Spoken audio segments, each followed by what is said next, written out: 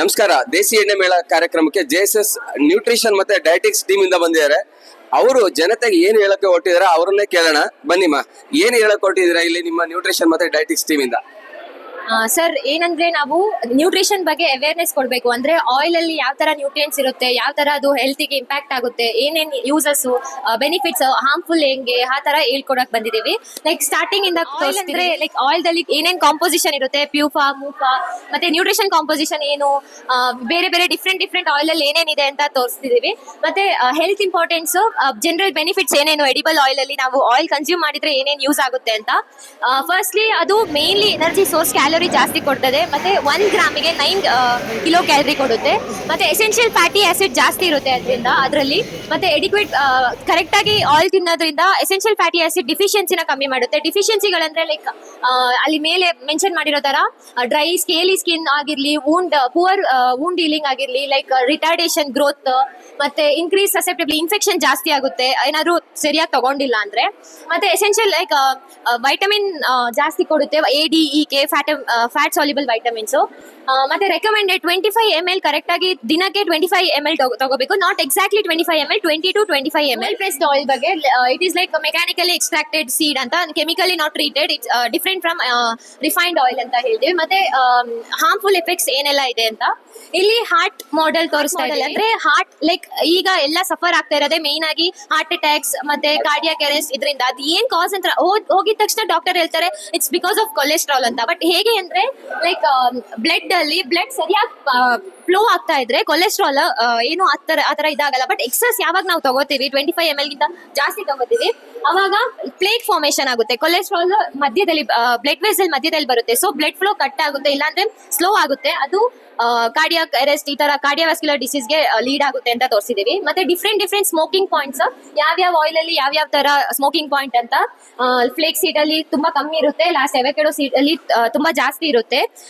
ಮತ್ತೆ ಯಾವ್ಯಾವ್ದಕ್ಕೆ ಯೂಸ್ ಮಾಡ್ತೀವಿ ಅಂತ, ಲೈಕ್ ಫ್ರೈಯಿಂಗ್ ಆದ್ರೆ ರೈಸ್ ಬ್ರೈನ್ ಆಗಿರ್ಲಿ, ಈ ತರ ಎಕ್ಸಾಂಪಲ್ಸ್. ಮತ್ತೆ ಲೈಟ್ ಕುಕಿಂಗ್ ಆಗಿದ್ರೆ ಸ್ಯಾಫ್ಲವರ್, ಅವೊಕಾಡೊ ಎಲ್ಲ ಲೈಟ್ ಕುಕಿಂಗ್ ಯೂಸ್ ಮಾಡ್ತೀವಿ ಅಂತ ಡಿಫ್ರೆಂಟ್ ಸ್ಯಾಂಪಲ್ ನ ಇಟ್ಟಿದ್ದೀವಿ. Thank you. ಯಾವ ರೀಜನ್ಗೆ ಯಾವ ಆಯಿಲ್ ಯೂಸ್ ಮಾಡಬೇಕು? ಈಗ ಏನಂತಂದ್ರೆ ಮೇಡಮ್, ನಮ್ಮ ಭಾಗದಲ್ಲಿ ಉದಾಹರಣೆಗೆ ನಾವು ಸದರ್ನ್ ಪಾರ್ಟ್ ಆಫ್ ಕರ್ನಾಟಕದವರು, ನಾವು ಅಚ್ಚೆಳ್ಳು ಉಚ್ಚೆಳ್ಳು ಎಣ್ಣೆಗಳನ್ನ ನಾವು ಬಳಸಿದ್ರೆ ನಮ್ಗೆ ಒಳ್ಳೇದು. ಅಂದ್ರೆ ಆಯಾ ಮಣ್ಣಿನ ರಚನೆಗೆ, ಆಯಾ ಹವಾಗುಣಕ್ಕೆ ತಕ್ಕಂತೆ ಯಾವ ಎಣ್ಣೆ ಕಾಳುಗಳು ಬೆಳಿತೀವಿ ಅದು ನಮ್ಗೆ ಒಳ್ಳೇದು. ಈ ಉದಾಹರಣೆಗೆ ಆಲಿವ್ ಆಯಿಲ್, ಅವೊಕಾಡೊ ನಮ್ಮ ಭಾಗದಲ್ಲಿ ಬೆಳೆಯೋದೇ ಇಲ್ಲ, ಅದು ನಮ್ಮ ಆಯಿಲ್ ಅಲ್ಲ, ಕರೆಕ್ಟ್ ಅಲ್ವಾ? ಸೊ ಹಾಗಾಗಿ ನಮ್ಮ ಈಗ ನೀವು ಕೋಸ್ಟಲ್ ಸೈಡ್ ಹೋದ್ರೆ, ಫಾರ್ ಎಕ್ಸಾಂಪಲ್ ಕೇರಳ ಹೋಗ್ಬೋದು, ಅಥವಾ ನೀವು ಮಂಗಳೂರು ಭಾಗದಲ್ಲಿ ಹೋಗ್ಬೋದು, ಉಡುಪಿ ಆ ಕಡೆ ಎಲ್ಲ ಕೊಬ್ಬರಿ ಎಣ್ಣೆ ಆ ಭಾಗದಲ್ಲಿ ಯಥೇಚ್ಛವಾಗಿ ಬೆಳಿತಾರೆ. ಸೊ ನಮ್ಮ ಭಾಗದಲ್ಲಿ ಅಚ್ಚೆಳ್ಳು ಉಚ್ಚೆಳ್ಳು ಅನ್ನೋದೇ ಮುಂಚೆಯಿಂದ ಪ್ರತೀತಿ. ಅಚ್ಚೆಳ್ಳು ಉಚ್ಚೆಳ್ಳು, ತಲೆಗೆ ಹರಳೆಣ್ಣೆ, ಇದಿಷ್ಟು ಮುಂಚೆಯಿಂದ ಬೆಳೆಸ್ಕೊಂಡು ಬಂದಿರೋದು. ಅದನ್ನ ತಿನ್ಕೊಂಡು ನಾವು ನೆಮ್ಮದಿ ಆಗಿದ್ವಿ. ಎಲ್ಲೋ ಒಂದ್ಸತಿ ಮಾಡರ್ನ್ ಆಗಿ ನಾವು ಬೆಳಿತಾ ಇದೀವಿ ಅನ್ನೋಂಥ ಭರಾಟೆಯಲ್ಲಿ ಹೋಗಿ ನಾವು ಬೇರೆ ಬೇರೆ ಕಲಬೆರಕೆ ಎಣ್ಣೆಗಳಿಗೆ ಮುಗಿಬಿದ್ದು ಹಾಳು ಮಾಡ್ಕೊಂಡಿದ್ವಿ. ಇಲ್ಲಿ ನೋಡಿ ಎಷ್ಟು ತುಂಬಾ ಚೆನ್ನಾಗಿ ಹೇಳಿದ್ದಾರೆ. Too much is too bad ಅಂತ ಹೇಳಿದ್ದಾರೆ, ತುಂಬಾ ಚೆನ್ನಾಗಿ ಹೇಳಿದ್ದಾರೆ. ಸೊ ಎಷ್ಟು ಬೇಕು ಕನ್ಸಂಪ್ಷನ್ ಅಂತಂದ್ರೆ 25 ml per ಪರ್ಸನ್ ಅಲ್ವಾ, adult, not for the kid. Okay, so ಅಷ್ಟನ್ನ ಬಳಸ್ಕೊಂಡು ಬಂತಂದ್ರೆ ಸಾಕು. ನಮ್ಗೆ ಬೇಕಾಗಿರೋ ಅದು ಶಕ್ತಿ ಆಗರ, it's a compact energy. So ಆ ಎನರ್ಜಿ ನಮ್ಗೆ ಎಷ್ಟು ಬೇಕು ಅಷ್ಟೇ ಇರ್ಬೇಕು. ಜಾಸ್ತಿ ಆಯ್ತು ಅಂದ್ರೂ ಕಷ್ಟ, ಕಡಿಮೆ ಆಯ್ತು ಅಂದ್ರೂ ಕಷ್ಟ. ಸೊ ಆ ರೀತಿ ಆದಷ್ಟು ಕೋಲ್ಡ್ ಪ್ರೆಸ್ ಆಯಿಲ್ ನ ಯೂಸ್ ಮಾಡ್ಬೇಕು. ಎತ್ತಿನ ಗಾಣದ್ದು ತುಂಬಾ ಸಾರ್ವಕಾಲಿಕ ಶ್ರೇಷ್ಠ. ಬಟ್ ಏನಪ್ಪಾ ಅಂತಂದ್ರೆ ಇವತ್ತೇ ಎಲ್ಲ 135-140 ಕೋಟಿ ಜನ ಬಂತು ಅಂದ್ರೆ ಎತ್ತಿನ ಗಾಣದಲ್ಲಿ ಕೊಡಿ ಅಂತಾರೆ, ಕೊಡಕ್ ಆಗದೆ ಇರ್ಬೋದು ಅಥವಾ ಆಕ್ಸೆಸ್ ಇಲ್ಲದೆ ಇರ್ಬೋದು. So let them start with machinery extraction also. But ನಿಮಗೆ ಫುಡ್ ಪ್ಲಸ್ ಮೆಡಿಸಿನ್, ನಿಮ್ಗೆ ಇರೋಂಥ ಕಾಯಿಲೆಗಳನ್ನು ಗುಣಪಡಿಸಬೇಕು ಅಂದ್ರೆ ಎತ್ತಿನ ಗಾಣದ ಎಣ್ಣೆಗಳು ಅತಿ ಮುಖ್ಯ. ಯಾಕೆಂದ್ರೆ 1 ನಿಮಿಷಕ್ಕೆ ನೀವು ಆಗ್ಲೇ ಗಮನಿಸಿದ್ರಲ್ಲ, 2 ಸುತ್ತು ಅಷ್ಟೇ ಬರುತ್ತೆ. ಸಾಮಾನ್ಯ ಒತ್ತಡ ಆಗ್ತಾ ಇದೀವಿ, ಸಾಮಾನ್ಯ ಉಷ್ಣ, NTP ಅಂತ ಹೇಳ್ತಾರೆ ಅದಕ್ಕೆ, ನಾರ್ಮಲ್ ಟೆಂಪರೇಚರ್ ಪ್ರೆಷರ್ ಅಂತ ಹೇಳಿ. ಸೊ ಆ ಪ್ರೆಷರ್ ಅಲ್ಲಿ ನಿಮ್ಗೆ ಯಾವ್ದು ಮೈಕ್ರೋ ನ್ಯೂಟ್ರಿಯೆಂಟ್ಸ್ಗಳು ಲಾಸ್ ಆಗೋದಿಲ್ಲ. ಸೊ ಅದಕ್ಕೆ ಇದನ್ನ ಸಾರ್ವಕಾಲಿಕ ಶ್ರೇಷ್ಠ ಅಂತ ಹೇಳಿ ಮೈಸೂರಿನ ಮನೆ ಬಾಗಿಲಿಗೆ ಬಂದು ಇದನ್ನ ತೋರಿಸ್ತಾ ಇದ್ವಿ. ನಮ್ ಜೊತೆ ಬಹಳಷ್ಟು ಇನ್ಸ್ಟಿಟ್ಯೂಷನ್ಗಳು ಕೈ ಜೋಡಿಸಿದ್ದಾರೆ, ಬಂದು ವಾಲಂಟಿಯರ್ ಆಗಿ ಮಾಡ್ತಾ ಇದಾರೆ. ನಾವೆಲ್ಲೂ ಹೋಗಿ ಅವರಿಂದ ಬಿದ್ದಿಲ್ಲ. ಸೊ ಅವರೇ ವಾಲಂಟಿಯರ್ ಆಗಿ ನಾವು ಇದಕ್ಕೆ ಮಾಡ್ತೀವಿ ಅಂತ ಹೇಳಿ ಜೆಎಸ್ಎಸ್ ನ್ಯೂಟ್ರಿಷನ್ ಡಿಪಾರ್ಟ್ಮೆಂಟ್ ಇಂದ ಅಲ್ಲಿ ಹೆಡ್ಗಳು ಎಲ್ಲಾರ ಹತ್ರ ಇವರೇ ಪರ್ಮಿಷನ್ ತಗೊಂಡು ಉಲ್ಟಾ ಮಾಡಿದ್ದಾರೆ. ಸೊ ಅವ್ರಿಗೆಲ್ಲರಿಗೂ ನಾವು ಕೃತಜ್ಞತೆಗಳನ್ನ ಹೇಳೋಣ. ನಮಸ್ತೆ. ಇದು ಬೇರೆ ಬೇರೆ ಆಯಿಲ್ಸ್ ಸ್ಮೋಕಿಂಗ್ ಪಾಯಿಂಟ್ ಅಂದ್ರೆ ಸ್ಮೋಕಿಂಗ್ ಪಾಯಿಂಟ್ ಅಂದ್ರೆ 1 ಟೆಂಪರೇಚರ್ ಅಲ್ಲಿ ಆಯಿಲ್ ಇಂದ ಸ್ಮೋಕ್ ಬರುತ್ತೆ. ಅದು ಮ್ಯಾಕ್ಸಿಮಮ್ ಲಿಮಿಟ್ ಇರುತ್ತೆ ಆಯಿಲ್ದು. ಅದ್ರ ಮೇಲೆ ಹೋದ್ರೆ ಟಾಕ್ಸಿಸಿಟಿ ಆಗುತ್ತೆ. ಅದು ಯೂಸ್ ಮಾಡಕ್ ಹೆಲ್ದಿ ಇರಲ್ಲ, ನ್ಯೂಟ್ರಿಯನ್ಸ್ ಎಲ್ಲ ಲಾಸ್ ಆಗುತ್ತೆ. ಅದಕ್ಕೆ ಬೇರೆ ಬೇರೆ ಆಯಿಲ್ಸ್ ಡೀಪ್ ಫ್ರೈಂಗ್ಗೆ ಎಲ್ಲ ಲೈಕ್ ಇದು ಆಯಿಲ್ ಯೂಸ್ ಮಾಡಬೇಕು. ಮತ್ತು ಅವಕಾಡೋ ಆಯಿಲ್ ಇದೆಲ್ಲ ಲೈಕ್ ಶಾಲೋ ಫ್ರೈಂಗ್ಗೆ ಮತ್ತೆ ಅಷ್ಟೇ ಯೂಸ್ ಮಾಡಬೇಕು.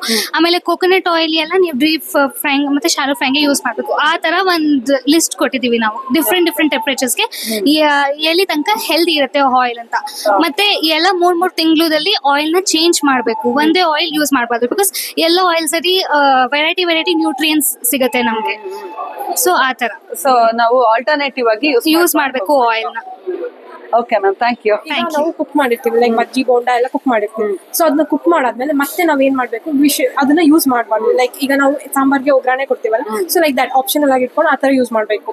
ಸೊ ಮತ್ತೆ ಕುಕ್ ಮಾಡಿದ್ರೆ ಲೈಕ್ ಅದ್ರದ್ದು ಟಾಕ್ಸಿಸಿಟಿ ಹೆಚ್ಚಾಗುತ್ತಾ ಹೋಗ್ತದೆ. ಏನಂದ್ರೆ ನಾವು ಮೇನ್ಲಿ ಫೋಕಸ್ ಮಾಡಿದ್ದು atherosclerosis. So normal heart beat ಹೆಂಗಿರುತ್ತೆ ಈ ತರ ಇರುತ್ತೆ. And the normal blood flow in the heart ಯಾವ ತರ ಇರುತ್ತೆ ಅಂದ್ರೆ ಲೈಕ್ ಫ್ಲೋ ಫುಲ್ ನಾರ್ಮಲ್ ಆಗಿ ಫ್ಲೋ ಅಪ್ ಆಗುತ್ತೆ. ಬಟ್ ಇಲ್ಲಿ ಕೊಲೆಸ್ಟ್ರಾಲ್ ಫಾರ್ಮೇಷನ್ ಆಗಿ ಪ್ಲೇಕ್ ಫಾರ್ಮೇಷನ್ ಆದಾಗ ಏನಾಗುತ್ತೆ ಅಂದ್ರೆ like blood flow drip by drip flow ಆಗುತ್ತೆ in the body. So normal blood ತುಂಬಾ ಈಸಿಯಾಗಿ ಮೂವ್ ಆಗುತ್ತೆ in the body. But when ಏನಂದ್ರೆ ಕೊಲೆಸ್ಟ್ರಾಲ್ ಫಾರ್ಮ್ ಆದಾಗ ಪ್ಲೇಕ್ ಫಾರ್ಮೇಷನ್ ಆಗುತ್ತೆ. ಸೊ ಅವಾಗ ಏನಾಗುತ್ತೆ ಅಂದ್ರೆ ಬ್ಲಡ್ ಫ್ಲೋ ಬಿಟ್ಟು like drip by drip, drop by drop move ಆಗುತ್ತೆ in the body. Normal flow ತರ ಇರಲ್ಲ. So we just plan to give the awareness about the oils from our department, Nutrition and Dietetics, JSS Academy of Higher Education and Research, Mysore. Thank you.